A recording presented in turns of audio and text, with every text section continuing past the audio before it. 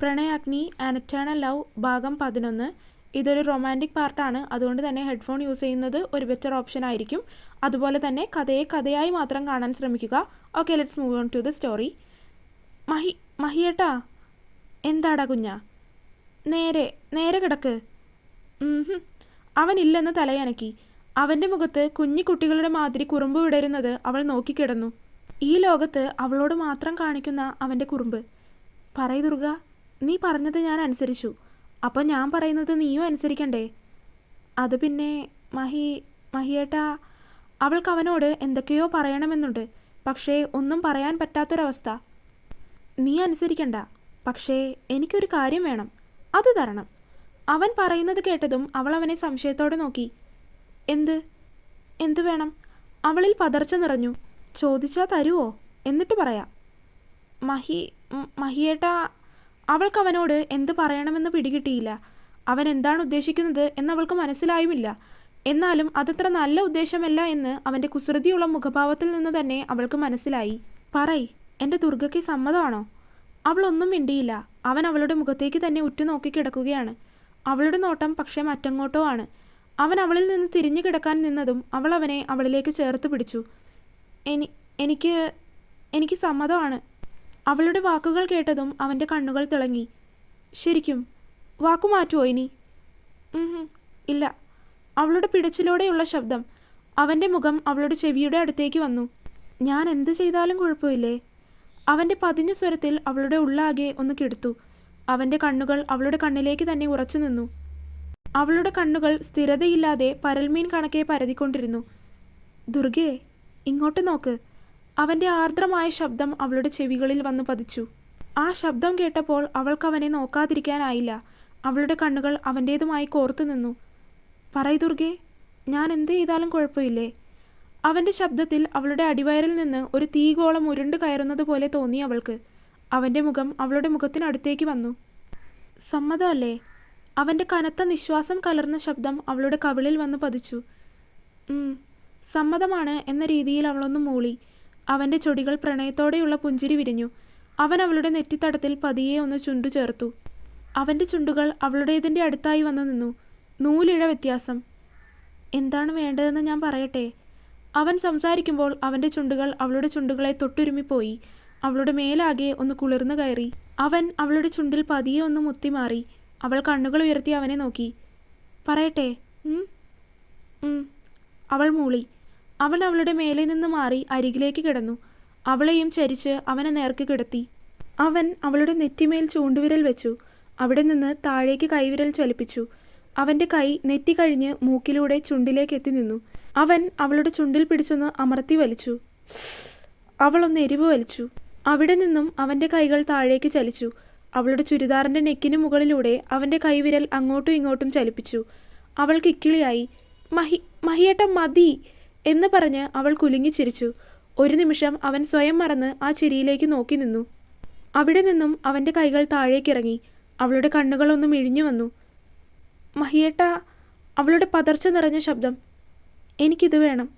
കൈകൾ അവിടെ ഒന്ന് ചലിപ്പിച്ചുകൊണ്ട് അവളുടെ നെഞ്ചിലേക്ക് കണ്ണ് കാണിച്ചുകൊണ്ട് അവൻ അവളോടായി പറഞ്ഞു. അവളുടെ ഉള്ളാകെ ഒരു വിറയൽ കടന്നുപോയി. അവൾക്കൊന്നും സംസാരിക്കാൻ പറ്റിയില്ല. അതിനു മുന്നേ തന്നെ അവളുടെ ചുണ്ടിലേക്ക് അവൻ്റെ ചുണ്ടുകൾ ചേർന്നിരുന്നു. അവളുടെ ഉടലാകെ ഒന്ന് പിടഞ്ഞുപോയി. അവൾ ഒന്നാകെ കിടക്കയിൽ നിന്ന് ഉയർന്നു വന്നു. അവൻ്റെ ചുണ്ടുകൾ അവളുടെ ചുണ്ടുകളെ നുണഞ്ഞു വലിച്ചു. അവൻ്റെ കൈകൾ അവളുടെ ദേഹത്ത് പരതി നടക്കാൻ തുടങ്ങി. ഒടുവിലത് ലക്ഷ്യസ്ഥാനം കണ്ടതുപോലെ അവളുടെ മാറിൽ വന്നു നിന്നു. അവളുടെ മാറിനെ തഴുകിയും തലോടിയും അവൻ്റെ കൈകൾ കടന്നുപോയി. ചുംബനം ശാന്തമായിരുന്നുവെങ്കിലും അവൻ്റെ കരങ്ങളുടെ ലാളന അവൾക്ക് താങ്ങാനാവുന്നതിലും അപ്പുറമായിരുന്നു. അവളിൽ നിന്നും മൂളലുകളും കുറുകലുകളും ഉയർന്നു. അവളെ എത്ര ചുംബിച്ചിട്ടും മതിവരാത്തതുപോലെ അവൻ വീണ്ടും വീണ്ടും അവളുടെ ചുണ്ടുകളിലേക്ക് ആഴ്ന്നിറങ്ങിക്കൊണ്ടിരുന്നു. അവൾക്ക് അവനെ തിരികെ ചുംബിക്കാനുള്ള അവസരം കൊടുക്കാതെ അവൻ അവളിൽ ആധിപത്യം സ്ഥാപിച്ചു. അവൾ കൈകൾ കൊണ്ട് അവനെ ചുറ്റിപ്പിടിച്ച് അവളുടെ നഖങ്ങൾ അവൻ്റെ പുറത്ത് പോറലുകൾ വീഴ്ത്തി. അവൾക്ക് ശ്വാസമെടുക്കാൻ ബുദ്ധിമുട്ടായതും അവൻ അവളുടെ കഴുത്തിലേക്ക് മുഖം അമർത്തി. അവനൊന്നു മൂളി. കഴുത്തിൽ മുഴുവൻ അവൻ്റെ ചുണ്ടുകൾ എന്തൊക്കെയോ പരതി നടന്നു. അവൻ്റെ ചുണ്ടുകളുടെ ചൂടിൽ അവളുടെ ദേഹം മുഴുവൻ തരിച്ചു. അവളുടെ മൂളലുകൾ ശക്തമായി. അതിനനുസരിച്ച് അവനും വേഗതയേറി. അവൻ്റെ ചുണ്ടുകളും പല്ലുകളും നാവും അവളുടെ കഴുത്തിലാകെ ഒരുപോലെ ചലിച്ചു. കൈകൾ അവളിൽ മാന്ത്രികത തീർത്തു. ഒരേ സമയം അനുഭവിക്കുന്ന സുഖത്തിലും വേദനയിലും അവളുടെ ദേഹം മുഴുവൻ പിടഞ്ഞു. കട്ടിലിൽ നിന്നും പിടഞ്ഞുയർന്നവളെ അവൻ ഇടുപ്പിൽ പിടിച്ച് അമർത്തി തിരികെ കട്ടിലിലേക്ക് തന്നെ കിടത്തി. നിമിഷ നേരം കൊണ്ട് അവൻ്റെ കൈകളാൽ അവൾ മുകളിലേക്ക് നഗ്നയായി. അവളെ തനിക്ക് നേരെ തിരിച്ചു കിടത്തി. അവനൊന്നുയർന്നു വന്ന് അവളുടെ ഇരുവശത്തുമായി കൈകുത്തി നിന്നു. അവൻ്റെ കണ്ണുകൾ കലങ്ങി ചുവന്നിരുന്നു. അവൻ്റെ നോട്ടം അവളുടെ കണ്ണുകളിൽ മാത്രം കുടുങ്ങി കിടന്നു. അവളുടെ കണ്ണുകളിലും മറ്റെന്തോ ഭാവം. അത് അവനെ കൊല്ലാതെ കൊന്നു. കണ്ണുകൾ പാതി കൂമ്പിയടച്ച് ഏതോ ലോകത്തെന്ന പോലെ കിടക്കുകയാണവൾ. മുഖമാകെ ചുവന്നു തുടുത്തിരിക്കുന്നു, കുങ്കുമം വാരി വിതറിയതുപോലെ. അവളെ അങ്ങനെ കാണുന്തോറും അവളിലേക്ക് പടർന്നു കയറാൻ അവന് തോന്നി.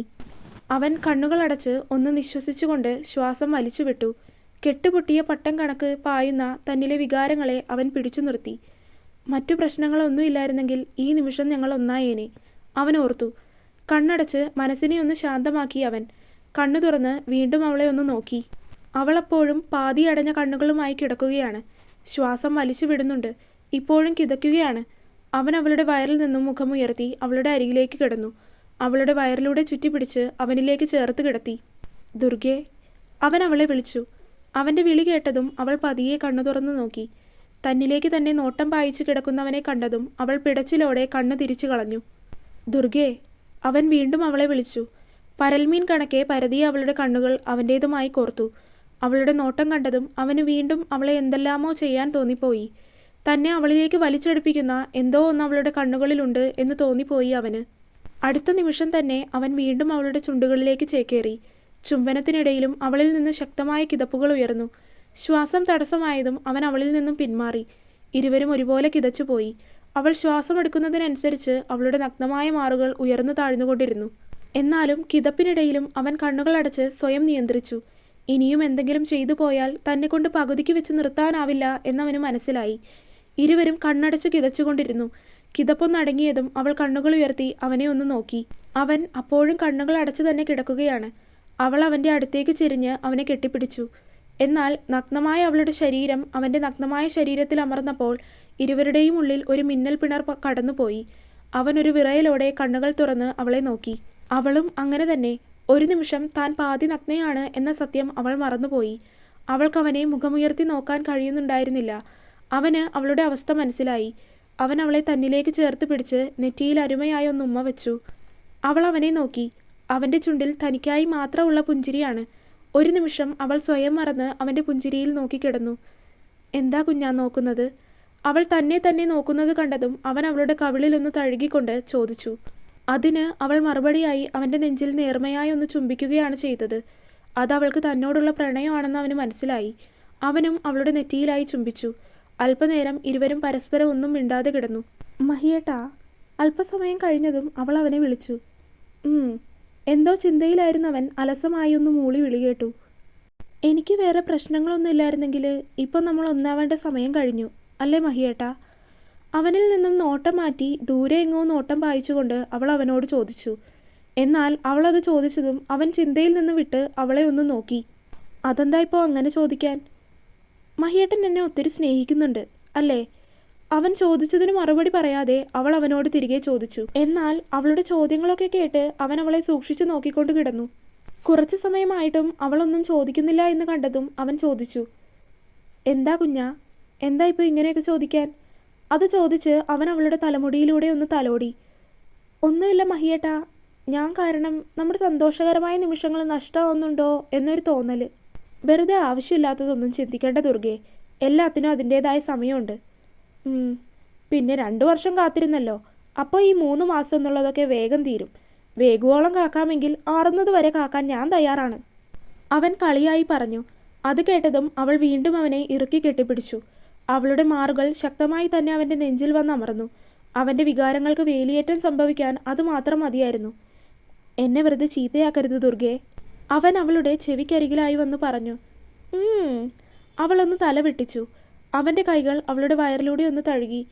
മഹിയേട്ടാ, അവളൊന്ന് ചിണുങ്ങി. എൻ്റെ കുഞ്ഞ് ആവശ്യമില്ലാത്തതൊന്നും ചിന്തിക്കാതെ കിടന്നുറങ്ങാൻ നോക്കിക്കോ, അവൻ അവളെ ചേർത്ത് പിടിച്ചു.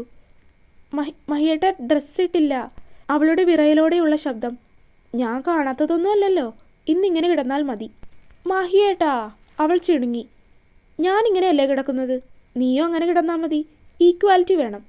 മിണ്ടാതിരിക്ക്. ഓ, ഞാനൊന്നും മിണ്ടുന്നില്ല. കുറച്ചു സമയം കഴിഞ്ഞതും ഇരുവർക്കും ഉറക്കം വരാൻ തുടങ്ങി. അപ്പോഴേക്കും അവൻ തന്നെ എഴുന്നേറ്റ് അവളുടെ ഡ്രസ്സൊക്കെ ഇട്ട് കൊടുത്തു. അപ്പോഴേക്കും അവൾ പാതി ഉറക്കമായി തുടങ്ങി. ഡ്രസ്സൊക്കെ ഇട്ട് അവളെ ചേർത്ത് പിടിച്ച് അവൻ നെറ്റിയിലൊന്ന് ചുംബിച്ചു. അവളെ ചേർത്ത് പിടിച്ച് കിടക്കുമ്പോഴും അവന് ഉറക്കം വരുന്നുണ്ടായില്ല. അവൻ്റെ ചൂട് പറ്റി അവൾ കിടന്നുറങ്ങുമ്പോഴും അവൻ്റെ മനസ്സാകെ കലുഷിതമായിരുന്നു. ഒടുവിൽ കുറേ സമയം കഴിഞ്ഞപ്പോൾ അവനും ഉറങ്ങിപ്പോയി. തുടരും. അപ്പോൾ വീഡിയോ കാണുന്നവരെല്ലാവരും വീഡിയോ ലൈക്ക് ചെയ്യുക, ചാനൽ സബ്സ്ക്രൈബ് ചെയ്യുക. നിങ്ങളുടെ അഭിപ്രായങ്ങൾ എന്താണെങ്കിലും അത് കമൻ്റായിട്ട് അറിയിക്കുക.